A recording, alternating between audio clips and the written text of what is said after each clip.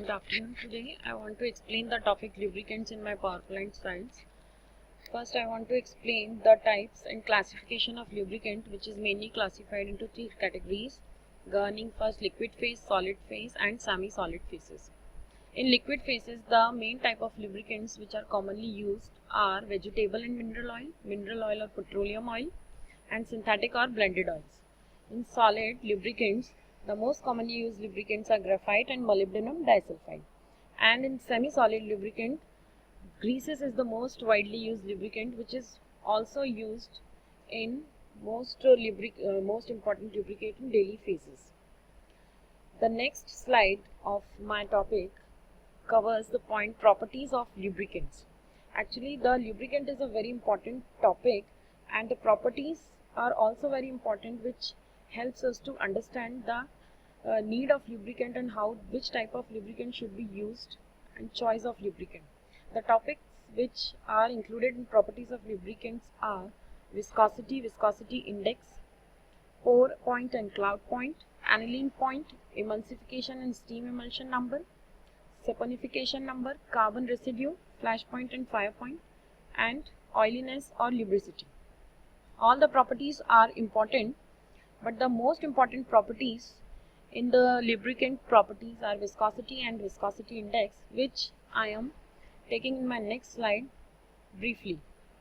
First, what is viscosity? Viscosity is a measure of internal resistance to flow or the thickness of fluid, and the relationship which we can establish in terms of temperature is that viscosity is inversely related to temperature.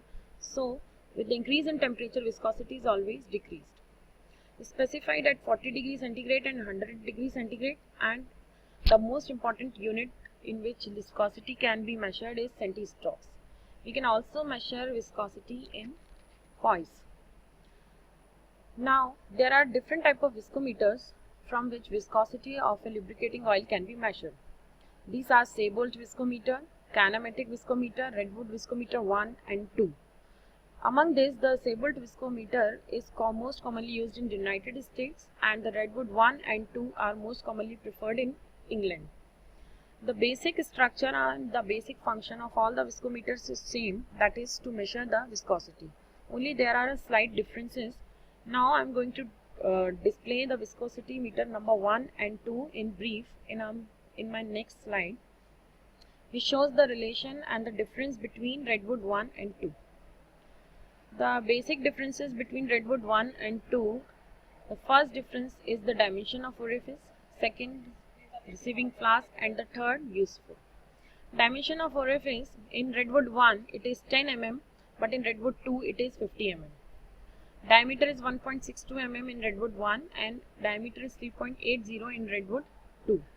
The receiving flask, which is most commonly used in Redwood experiments, is Coleridge flask. It has a smaller mouth in Redwood 1 viscometer and larger mouth in Redwood 2 viscometer. So obviously its mouth is small and its mouth is large, so it is used for low viscous oil, and Redwood 2 is used for collecting sample in high viscous oil. So this is all my presentation about lubricants and the main important property, viscosity and viscometer. Thank you.